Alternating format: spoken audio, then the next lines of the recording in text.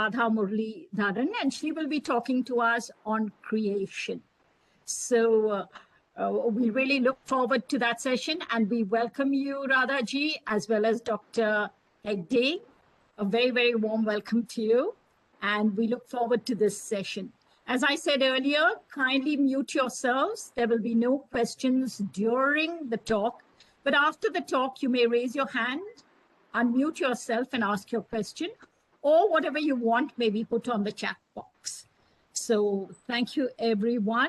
And now I hand over the session to Dr. Timmappa Hegde. It's over to you, Doctor.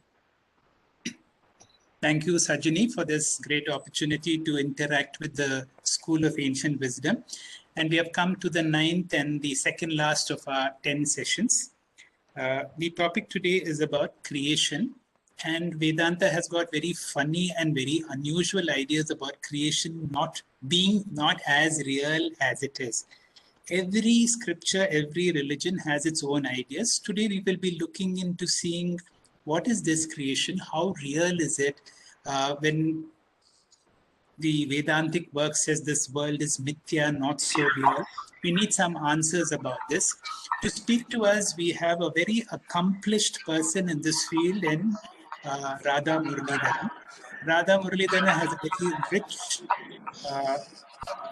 religious and spiritual background, very well trained into all the Veda Purva techniques, and she came across a great Sri Vidya Upasaka.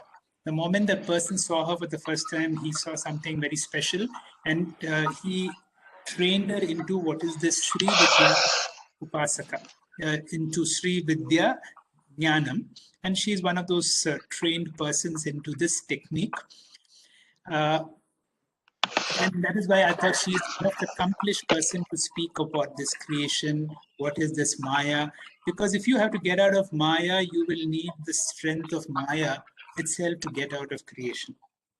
Sajani also said that all our sessions should begin with a prayer. And we have offered rather 2 Devi prayers. One is the Samudra Vasane Devi Parvati Sana Mandale, and the other prayer will be Yakundendra Tushara Aradavala. I will leave it to Radha to put it wherever, in the beginning or end, how she would like to do. As this topic will generate a lot of curiosity, we would look for a very vibrant discussion. So over to you, Radha, to be able to handle this topic and also kindle ideas for discussion. Thank you very much. Thank you, Dr. Hegde, for all the kind words. And thank you, Sajani ji, for giving this opportunity on this platform.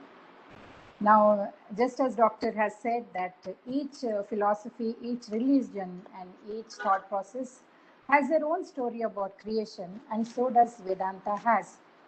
Well,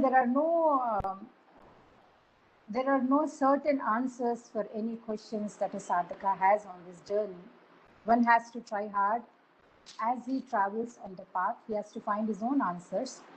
So, as it was suggested by Dr. Timmappa Hegde, I will cut short my talk. We will not keep it to 1 hour.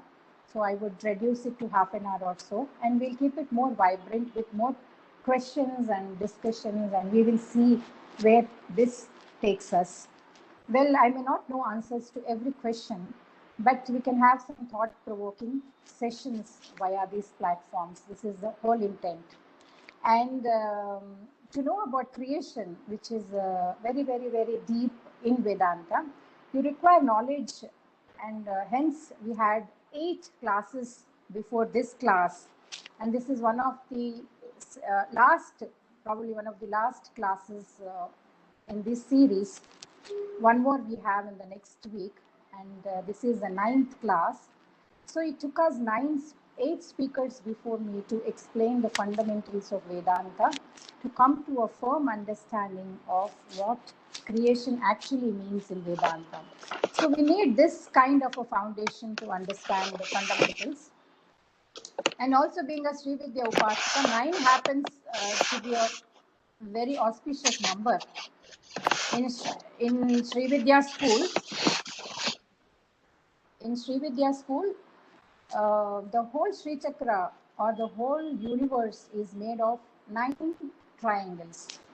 4 triangles are from the Shiva and the 5 triangles are from the Devi. Together, these 9 triangles expansion is the creation of the whole universe. This is the thought process in Sri Vidya. I've been given 2 prayers. I'll start with a prayer for the session today. Gurur Brahma, Gurur Vishnu, Guru Devo Maheshwara, Guru Sakshat Parabrahma, Tasmai Shri Gurave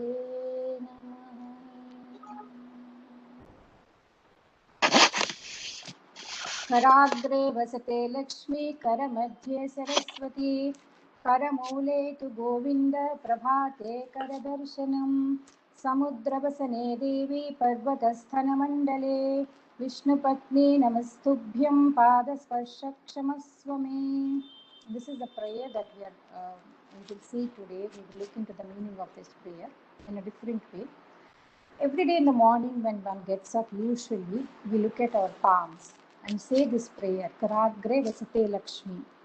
Why so much of importance is given to here? We've given a lot of importance to our hands in the morning. Hands are the organs of action. So I say, in my own palms, I am seeing the Lakshmi, the Saraswati, and the Parvati or the Govinda, which means that I see the creation, the sustenance, and the dissolution in my own hands. So I am the maker of my own destiny. This is what it denotes. So when I get up in the morning, I remind myself that no matter where I am born, in which situation I am born, with whatever resources, limitations I am born, in whichever family I have been put into, with all the limitations and with all the resources available at my disposal, I will make the most of things that is available to me. Isn't it such a nice way to start your morning instead of, blaming the situations and blaming people in your life for the miseries in our world? Then Samudravasane Devi talks about the Devi, the Shakti element. It says this Devi's garments are made of the oceans. The oceans itself has become her garments. That means oceans or the waters have a very flowing nature, like a feminine robes. And Parvatasthana Mandali. So our bosom is compared to the forest or the mountains. Now these forests and mountains are blessed with flora and fauna, abundant resources, right? And a lady's bosom or the Shakti's bosom represents the nurturing element in nature. So I recognize this nurturing principle in the element, and I am very thankful and I'm very happy to acknowledge this nurturing element in the nature as soon as I get up in the morning. And I pray to such a Devi who has been nurturing me and taking care of me. And Vishnu Patni Namastubhyam. She is referred to as the wife of Vishnu. In the trilogy of Indian mythology, Vishnu is the god who is a sustainer for the universe. Now this Vishnu has 2 energies, and every time there is talk about Shakti and energy, we always denote it in the form of a wife, because this is our understanding, man, woman, children. This is how we understand relations, and so our ancient sages have also put this capsule in front of us for our own easy understanding. Now Vishnu has got 2 energies, one in the form of Bhudevi and one in the form of Sri Devi, supposed to be his 2 wives. Now Bhudevi is all the resources that is there, the minerals, the mines, everything that is hidden in the ground, in the earth. And Lakshmi is the one who has been, I have worked with my hands and brought out these riches. I have cultivated the crops, I have done the mining, I have done hard work, I have labored in the soil and brought out this Bhudevi, which is in the unmanifest form of Lakshmi, into the manifest form of wealth, prosperity, and all those things. That is the Sri Devi, where the wealth is available for your transaction and usage. I've grown grains out of which can be consumed by me as food. So these are the two manifestations of this Shakti. And such a Shakti, when I get up in the morning, I am touching my feet with her. So I ask for forgiveness. I say, oh Devi, please pardon me for doing such a thing in the morning that I have to touch you with my feet, which says that every time, this says about how you have to move about in your day-to-day life. It's not only about walking, how we move about and how we do go creating work or doing our work in our lives. So whenever we move around with lot of understanding, lot of presence of mind. And this is how we have to start our day, being thankful, being grateful, with gratitude, and being aware of whatever mindfulness is the terminology we often hear these days. So from the time I start my day in the morning, if I'm aware of what I can create, what I can contribute, and how I go about conducting my life in this world, it's a great, great beginning for a great day. And now let me straight go into the topic of our today's discussion, creation. Now, there are so many secrets in nature about, how this whole world or the universe has come about. Who sustains this universe and where it goes back to? And before creation of this vast universe that I see around, where was it hiding all along? These are all the basic fundamental questions one encounters on this path. Now, in the earlier classes, we have understood the qualifications required for a sadhaka to receive this kind of knowledge. Then we spoke about Sharira Trayam.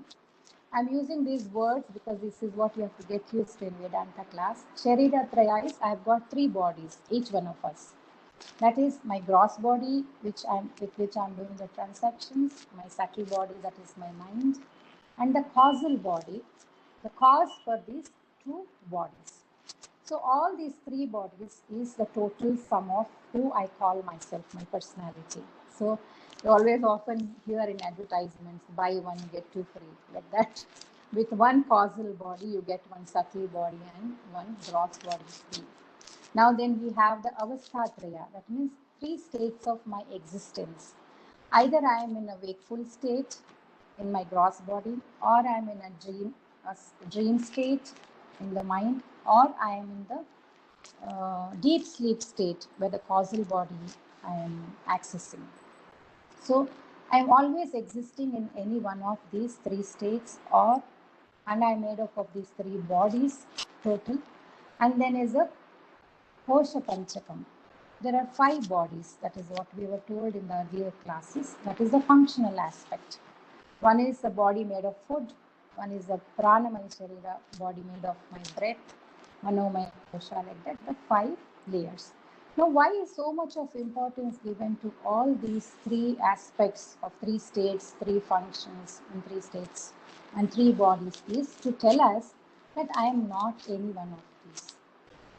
We always talk about Atma, and I'm sure we have got enough understanding about what Atma principle or the conscious principle is. So when I talk about myself, I am composed of a spirit, that is the Atma principle, and also a matter principle. Now, I have to clearly understand in a Vedanta class, what do I mean by myself and what I mean by not myself. It's very simple. Whatever comes into my perception and experience is not my true self. That means anything that I'm experiencing, that means if I'm experiencing this body, then I'm not this body. If I'm experiencing my thoughts, then I'm not my mind. No? If I'm experiencing the food, I am not the food. Anything, if I am driving the car, I am not the car. If I'm staying in a house, I am not the house. So, how do we make it more clear about the distinction between what I am and what I am not? It is very simple. When I say I am, there you have to stop. The Atma principle stops with I am. Anything you add to I am, that becomes, you are entering into the domain of Maya. That is not yourself. When I say I am Radha, then I am not the Atma principle. When I say I am woman, I am not the Atma principle. I am associating myself with the gender. When I say I am this body, then I'm associating myself with this body. When I say I am a mother, then I'm associating myself with a particular relation with my son or daughter. So wherever you add anything to I am, that is not you. And you stop with just I am. And this is the state that one has to experience in deep meditation. I hope all of us have very well understood what I am and what I am not. So what I am is actually a Chaitanya Swarupa. I am Swatantra, I am independent, I am not dependent. My existence is not dependent or defined by anything. I am Nitya, I am always there. I am Nirguna, I do not have any gunas like Rajas, Tamas and Sattva Guna. And I am Sarvagata, always at all places. And Eka, I am the only one. Okay. Now, the main question is, how does this creation come about and what was there before this creation? Well, we all know about the law of conservation of energy, right? That energy can neither be created nor be destroyed, but it can be transformed from one form to another form. Well, this is a very latest theory in the field of physics. But our ancestors, our rishis, had this wisdom long, long ago. And there is a tool, a hypothesis in the Sankhya school. There are various schools of philosophy like the Sankhya, Yoga, Dvaita, Advaita, various schools of philosophy. From the Sankhya school of philosophy has postulated a hypothesis that is called Sankhya Arthavada. In simple language, if I have to say, it is a theory of cause and effect. Now, what does this theory say? It says that the effect pre-existed in the cause always in a potential form. What does that mean? That like a pot always existed in the clay. The clay and pot are not different from each other. It's just that the clay got converted into a form called pot. On breaking the pot goes back into the clay. So, and like butter in a milk, when you see milk, we cannot see the butter and the ghee in it, or the clarified ghee, butter in it. When you churn through a process, the milk is converted into curd, the curd is converted into butter, and then we make ghee out of it. But it is already existing in the milk in a potential form. Like when you look at some brilliant students, we say, oh, this person has a great potential to become a good doctor, good engineer, good IAS officer. Or this girl has a potential to sing beautifully. So what is required? A little training is required to bring out this talent which was already existing in that person. Now, extending the same principle to the cosmos, what we say is in Vedanta that the creation already existed in the potential seed form. Here, we replace the word because nothing is created, nothing is destroyed. And it's only that matter remains the same, only the state changes. Like from water, when you freeze, it becomes ice. When you melt, it becomes water. And when you heat, it evaporates into gaseous state. Only the state is changing, but the matter remains the same. When you extend the same principle at the macro level, what we get is that the whole creation already and always existed in the seed form, that is called bija. Now, what happens in this seed form, according to the scriptures, there are two elements which are working in this universe always. The Atma or the Brahman principle. Atma is the name for consciousness at individual level. Same consciousness at macro level is called Brahman. Not the one who creates, the absolute God, the Brahman principle, the conscious principle. And there is something called an element of Maya or illusion. At the individual level, it is called avidya or incomplete knowledge. And same avidya, when it is taken at the macro level, it is called Maya. Now, this seed in which the whole creation existed, this seed is called Maya. And this Maya was always with the Brahman, with the conscious principle. So, Maya plus Brahman at the macro level, Atma plus Avidya at the micro level. I am Atma, but I am not aware of my true nature because I am covered by Avidya. Avidya is not ignorance, it is incomplete knowledge. I have an incomplete knowledge about my own self, and hence I think that I am this body and I am this relation and I am this gender and so on. So on. Now, at the macro level, the basic stuff which is the source of the whole creation and the source of the whole energy and matter in this creation, that basic stuff is given a name called causal matter. Causal means cause for existence, the very reason. Now, this same cause is called in another name Maya. This Maya is the seed from which the entire creation sprouts out. Like when we soak the sprouts, they are in the seed form, dry form. When we give the right conditions of giving enough moisture and soaking them and tying them in a cloth and providing enough warmth, moisture and everything, we give the perfect conditions for life to manifest.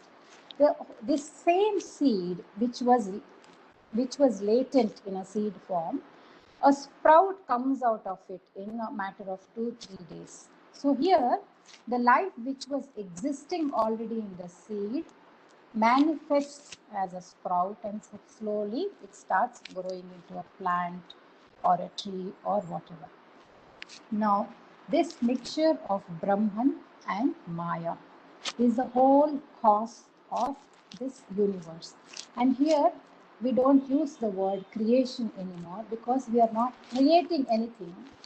Because if something is created, it will be destroyed. It is just the word creation is removed and we bring in a new word called manifestation. So life is manifesting and unmanifesting. So in the seed, it was in the unmanifest form. When we have given the right conditions for the life to exist, it has manifested itself. So the entire universe happens. Now, this seed, we have called it as a causal state. Now, slowly from the causal state, it has to come to a subtle state, and from subtle state, it has to come to a gross state like you and me, where everything is available for transaction. Now, out of this causal matter, 5 elements are born. All the 5 Pancha Mahabhutas that we know, right? Earth, water, fire, wind, and the Akasha. And these 5 elements which are born from the causal matter are in the pure state, but they are not available yet for transaction. And there are another 3 components or the features called the Gunas. If we have seen any Devi, we always talk about Ichha Shakti, Jnana Shakti, Kriya Shakti. In Lalita Sahasranama you have Ichha Shakti, Jnana Shakti, Kriya Shakti, Swarupini. Who is this Devi? She is the Ichha Shakti. Ichha is the intent. I have an intent to create. Anything starts with an intention. This is also called Dravya Shakti. So if I have an intention to create something or cook something, I need the knowledge to do it. And I also need to know how to go about doing it. Having acquired the knowledge, I have to now start doing it. So there is an Ichha Shakti, an intent. There is a Jnana Shakti, the Shakti, a knowing faculty. And there is a Kriya Shakti, that is action, dynamism. Now, where are all these Shaktis? Are there in Lalita Sahasranama or are there in the universe somewhere? No. All these Shaktis are very much acting within ourselves. Now, these 5 Mahabhutas and the 3 Gunas, Ichha Shakti, Jnana Shakti, Kriya Shakti, we have discussed, right? So, Jnana Shakti represents the Sattva Guna, pure Guna. And then Kriya Shakti represents the Rajasic, the dynamism aspect. And the Icha Shakti represents the Tamas or the inertia component. Now, each element, for example, if I take the earth element will exist in the Sattvika form, in the Rajasic form, in the Tamasic form. So, each element has got 3 states. So, 5 into 3. So, there are 15 varieties available to us, forms available to us. Now, if we take up the Jnana Shakti, now it is a Sattva Guna Pramana. From the pure Sattva aspect of the 5 elements, all the 5 elements, when they are in the Sattva aspect, all that 5 form the knowing faculty. How do I know anything? I know through my nose, through my eyes, through my ears, through my tongue, and through my skin. 5 sensory organs. Now, what these 5 sensory organs do? Shabda, Sparsha, Rupa, Rasa, Gandha. Shabda is I hear through my ears. That is knowing. Knowing anything. Through the perception, I am knowing anything. So, I am gaining knowledge about the world through these 5 senses of perception. One is hearing, Shabda, Sparsha, touch, Rasa, tongue. Shabda, Sparsha, Rasa, Rupa. Rupa is to see with your eyes. Gandha is smelling with your nose. So my knowledge about my surroundings or my universe, how I'm perceiving is through my 5 senses. And these are the 5 sense organs, and they are perceiving these 5 things. Now, if you look at Lalita Sahasranama, or the picture of a Devi, Lalita or Rajarajeshwari, she will have 5 arrows in one of her hands, and she will have one bow made of sugar cane. What this denotes is all my 5 things, Shabda, Sparsha, Rupa, Rasa, Gandha, whatever I am seeing, my perceptions, unless my mind is working behind these perceptions, I will not be able to perceive anything. If my eyes are in the perfect condition, but there is no mind working behind my eyes, I will not be able to register it. I will not be able to see. If my hearing capacity is perfect, but there is no mind working behind this organ, I will not be able to hear. So, our scriptures have so beautifully portrayed all these things in a great imagery, which needs to be decoded with Vedantic knowledge.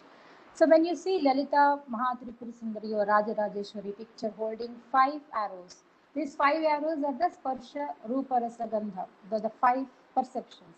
And the bow she is holding is the sugar cane, that is representing the mind.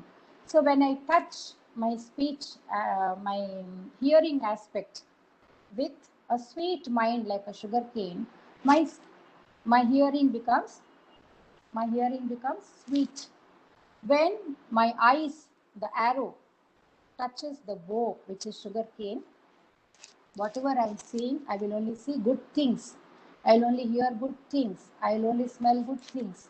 I will only have good senses. All the perceptions have to be purified by imagining like this, that when my mind becomes a sugar cane, no matter what you do with the sugar cane, it will always taste very sweet, right? It doesn't lose the sweetness out of the sugar cane.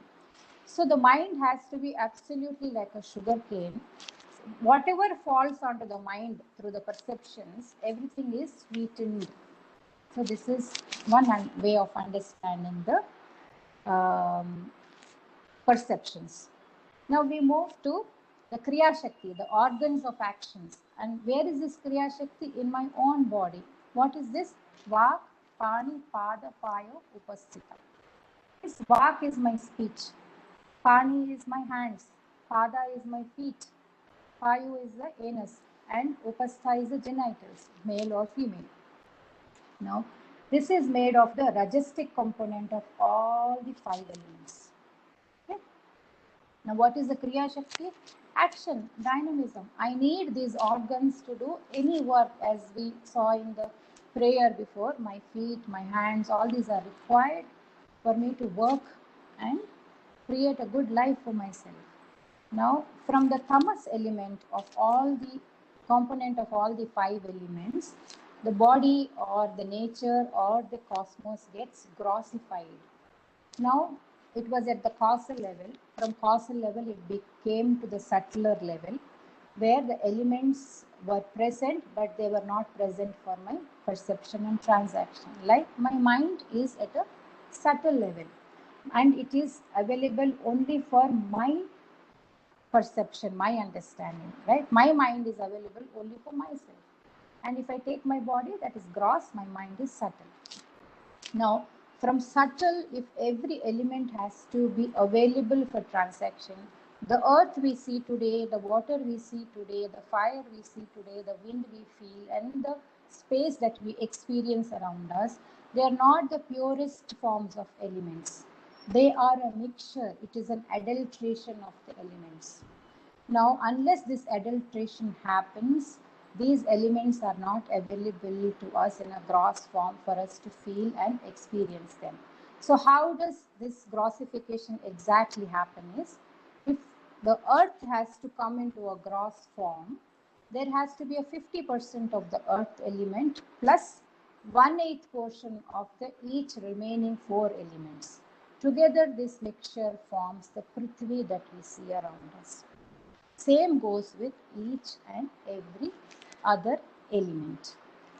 Now, in the Vedantic parlance, this is how the 5 elements with the 3 gunas, and from the causal to the subtle to the grossified stage, the entire universe manifested as if a sprout or a plant manifests from a seed. Now, this causal form of the matter is beginningless, because Maya and Brahman have always been there together. Maya has no independent existence. It needs a Brahman to exist. They have always existed from the beginning. It is called Anadi. No beginning, no end for it. Only the subtle form and the gross form gets interchanged. Like when something gets grossified, it stays in the world and moves in the world for some time.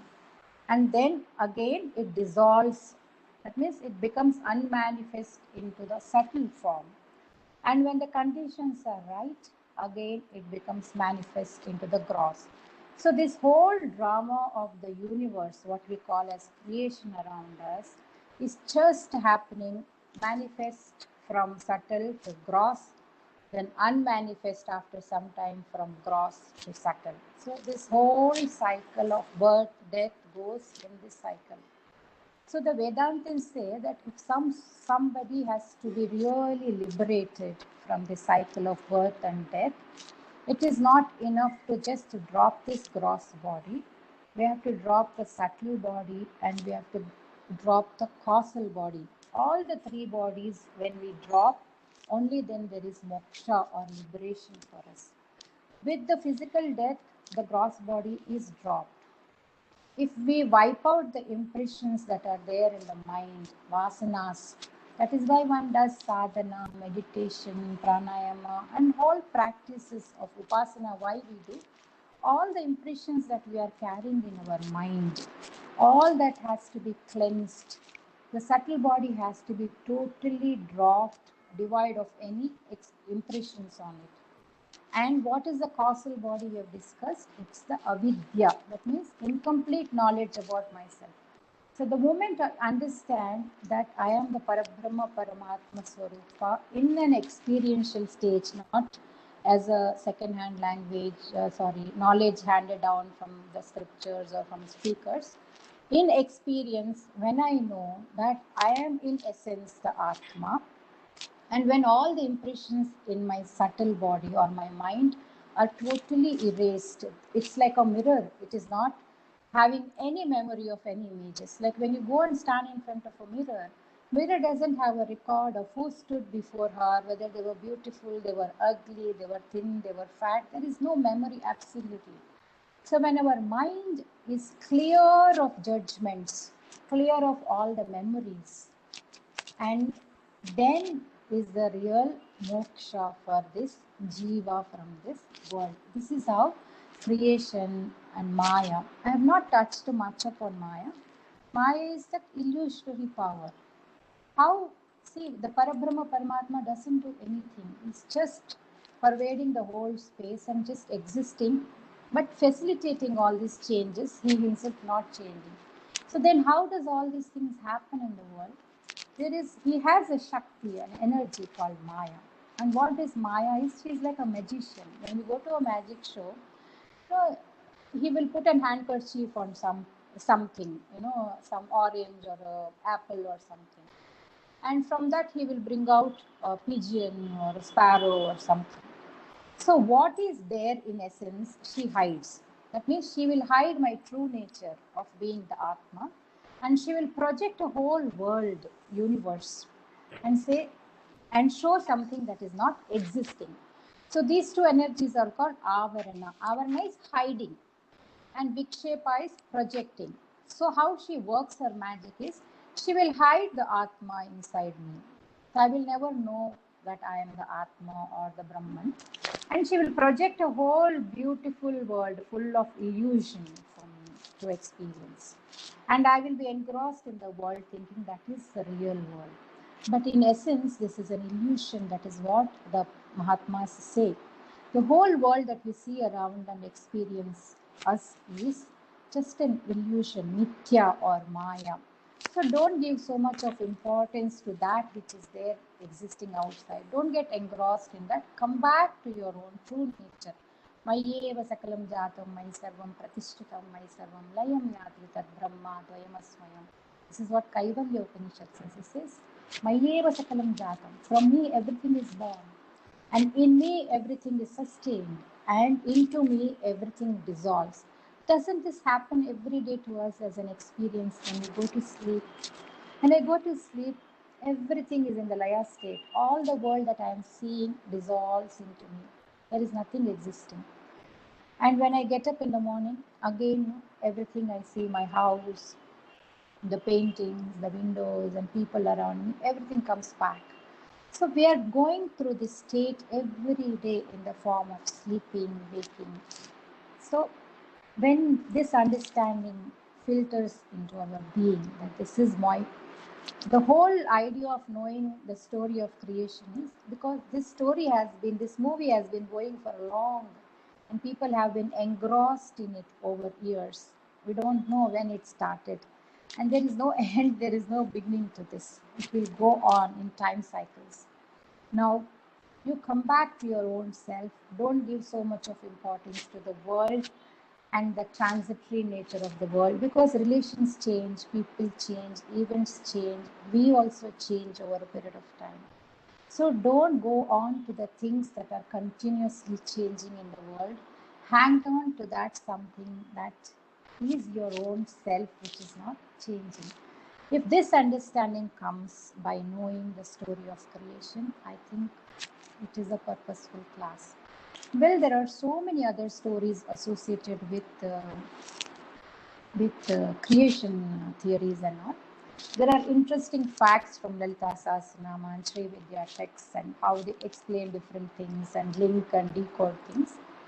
We can open the floor for some discussion and questions. So through that, questions and discussions, probably we can have more interesting session. Thank you, Radha. That was really wonderful the way you explained creation. It was really nice. And now as you've opened it up, I would like anyone to unmute themselves and ask questions.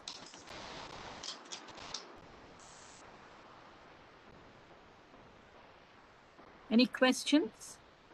It was I'm Janaki Ram, Dr. Radha Muralidharan. It was a very lucid explanation. I'm not really asking a question. I want whether it is relevant to relate to.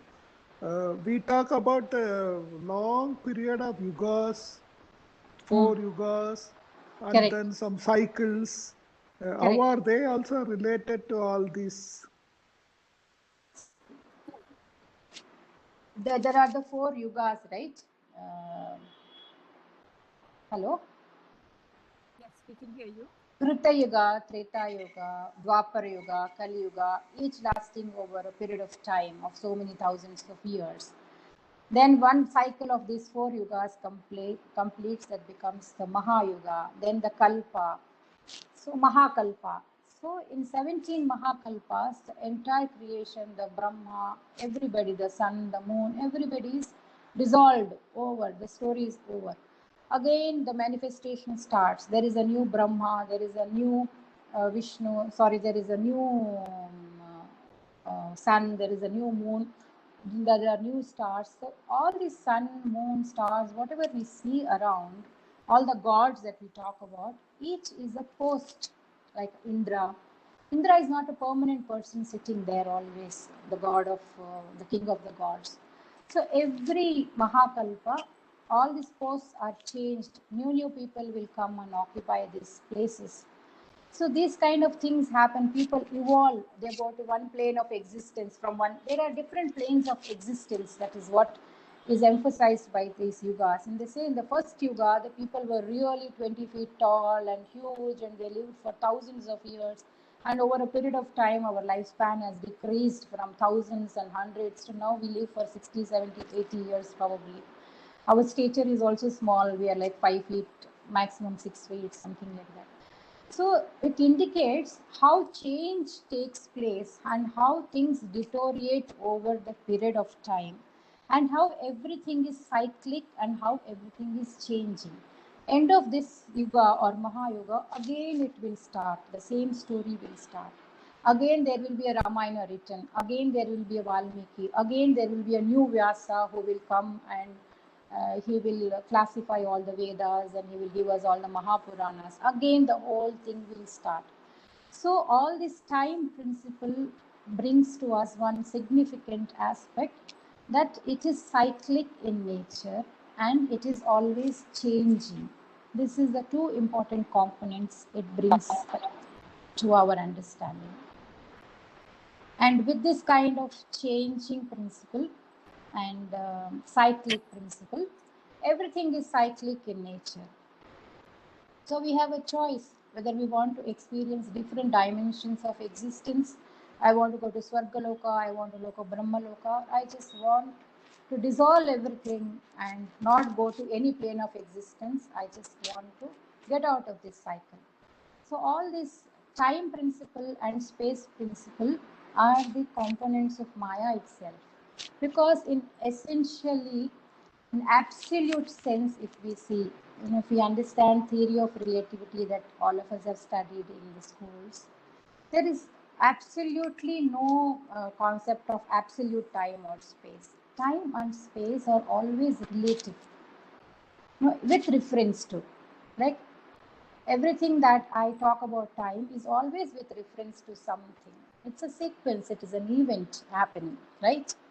So is space. If I may say, time and space both are the different sides of the same coin, and they are interchangeable. And time and Maya is the same. So because of Maya, we have memory of incidents, and that's why we feel that time is flowing, time is happening. But in essence, there is nothing happening. You've always heard of people saying, live in the now and live here. The only 2 things that is available to us is now and here. I hope I have answered your question. Thank you very much. Very nice. Beautiful explanation. Very kind of you. Thank you. Are there any more questions? No? Doctor, would you like to say something? Dr. Hegde? Can't hear. If Radha can tell us something about Sri Vidya and how Sri Vidya will help us to get over this Maya and help us to understand what moksha is. Sure. In Sri Vidya, the Shiva and Shakti principle always work in tandem. Now, whatever time principle that we have seen here, in Sri Vidya, there is a concept called Tidinityas.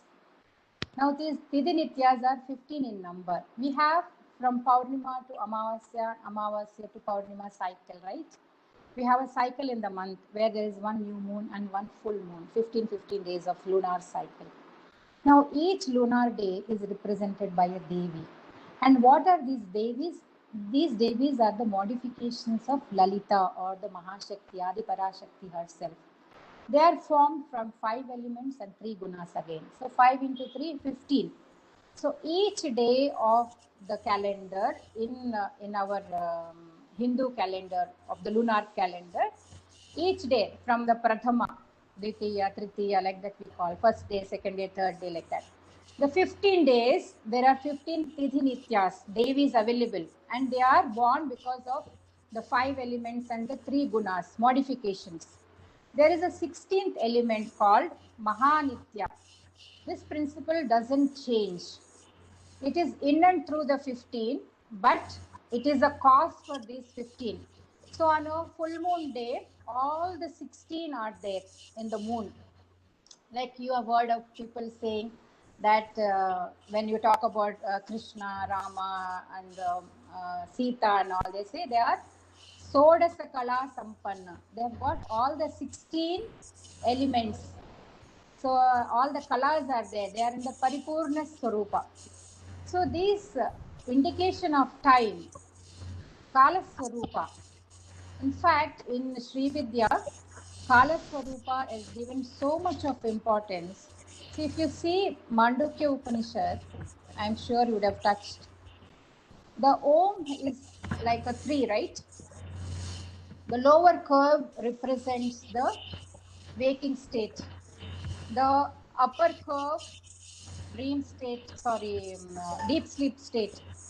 And the in-between curve represents the deep sleep state. And there is a Chandra, crescent moon on top of Om, that is represented by the Maya principle. This Maya or the Avidya or the time and space principle is the one which does not allow us to understand our essential nature, that is the Bindu. On the crescent moon, there is a dot in Om, right? This Maya, which is like a crescent, like a moon, the time factor. Moon is always waxing and waning. It is becoming bigger, bigger, and then smaller, smaller. So there is a change. So we understand the change principle of time in Sri Vidya, and only to cross this Maya, only she has to come and help us, because we are in the domain of Maya. We are surrounded by avidya or incomplete knowledge.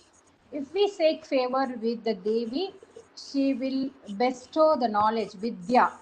No, Sri Vidya is that Vidya, which gives you the Brahma Vidya, understanding of the Brahma, the ultimate knowledge of reality.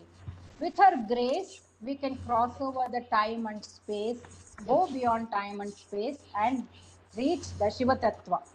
In Lalita Sahasranama, there is a beautiful name which she says that Lalita is Shiva Jnana Swarupini. She will give you the Jnana of ultimate Shiva.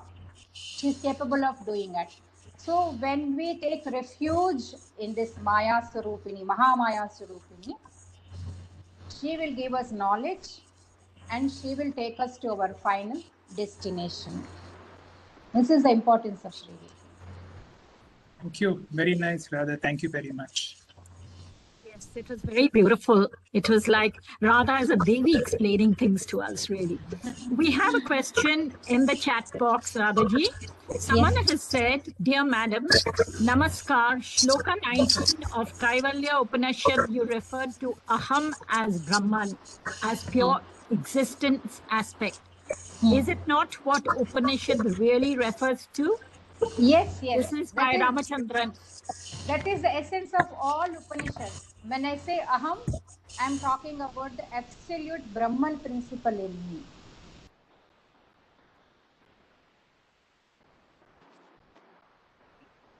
Any other questions?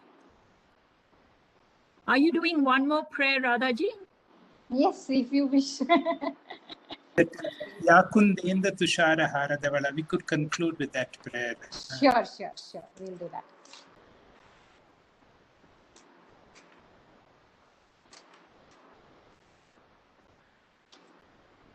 Ya kundendu tushara haradhavala, ya shupravastranvita, ya vinavara dandamandita kara, या श्वेतपद्मासना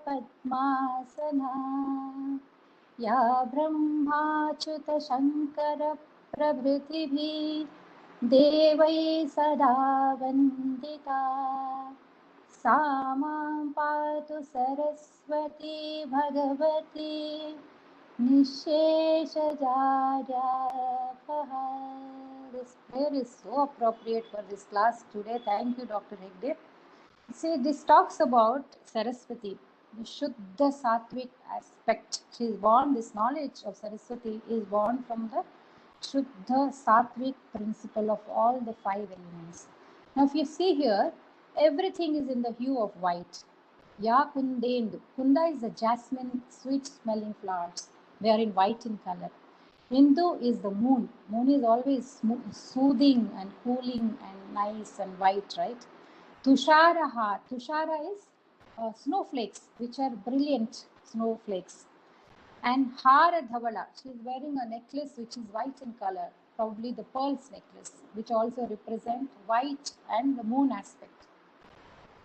Yavina Vara Danda Mandita Kara. She has got in 2 of her hands, she is holding a veena and playing on the veena. And the other 2 hands have got Danda, Vara and Danda. She's got a Vara, boon giving auspicious hand. And Danda is a shaft of Dharma she's holding on. Now, why she having this veena in her hands? What does it signify? Saraswati's veena is got a peculiar name that is called Kachapi. Kachapi veena has got a peculiarity. It does not only plays the notes, it also talks. It is a talking veena. So what does this veena? Veena is a very complicated instrument, and one needs to be very efficient and very learned and well versed in how to play the right notes. So if our mind is handed over to her, this complicated mind which is full of thoughts and memories and all, if we just hand over this mind to her to play as a beautiful instrument in her hand, she will bring out beautiful music into our lives. So this is one aspect of understanding. Ya Shveta Padmasana. She is sitting on a white lotus. Does anyone really sit on a lotus? Is it possible? Again, this lotus is on a pond, in a water body. Water body also represents the flow of knowledge. Now, what does a lotus, a white lotus, represent? Lotus always represents the quality of bloom, vikasana, spreading knowledge.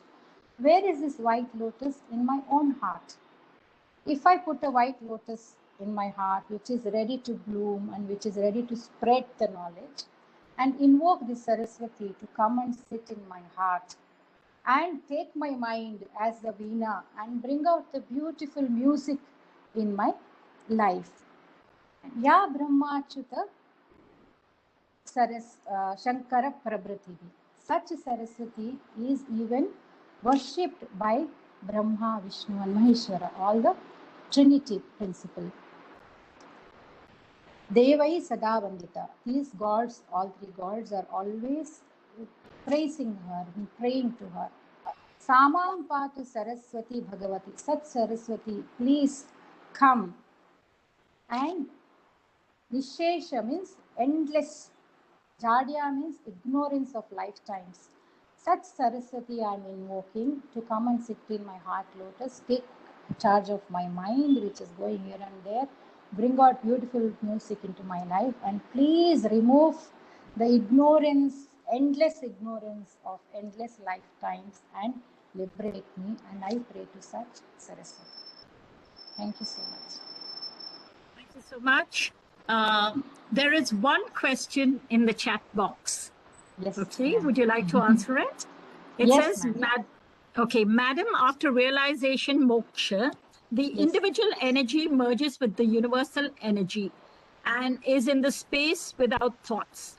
Is there any time limit? And after it should dismantle with universal energy and should come back to earth for Loka Kalyana or not? Yes, there are 2 options.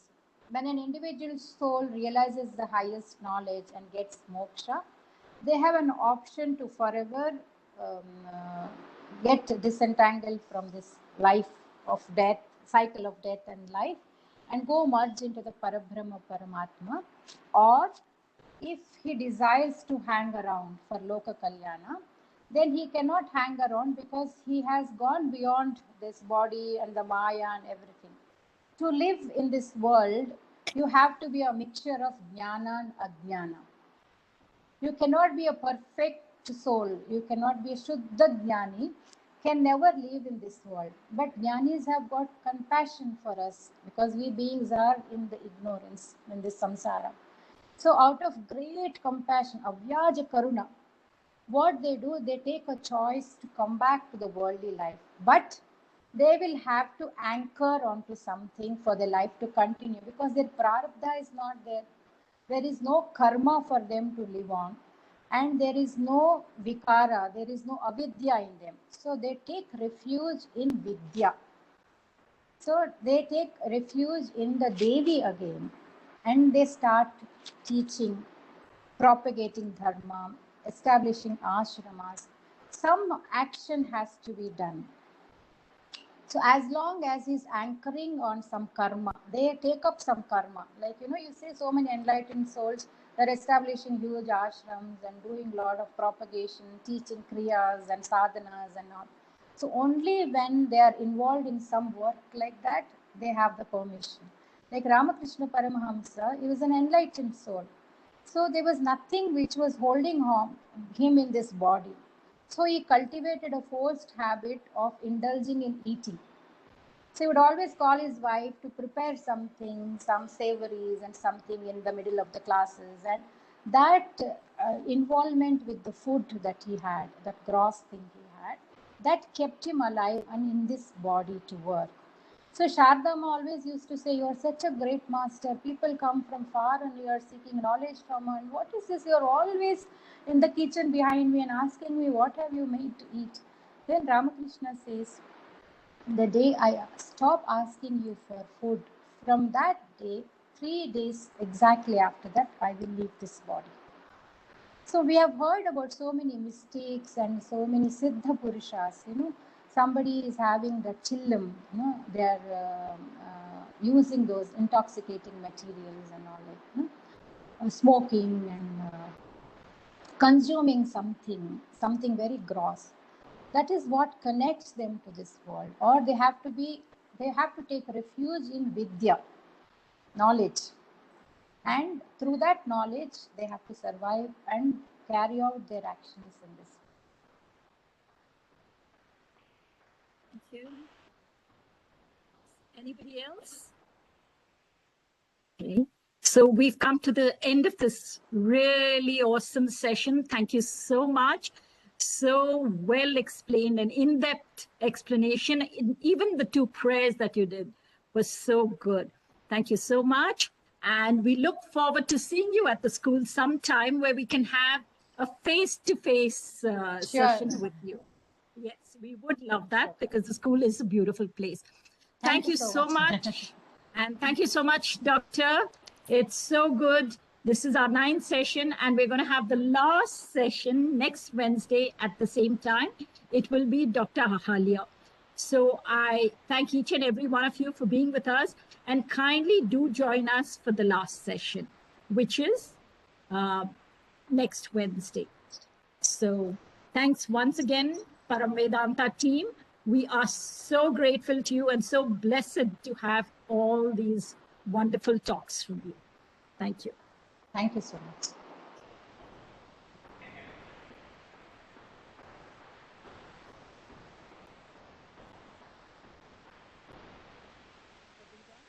Thank you, Radha. Thank you, Ma.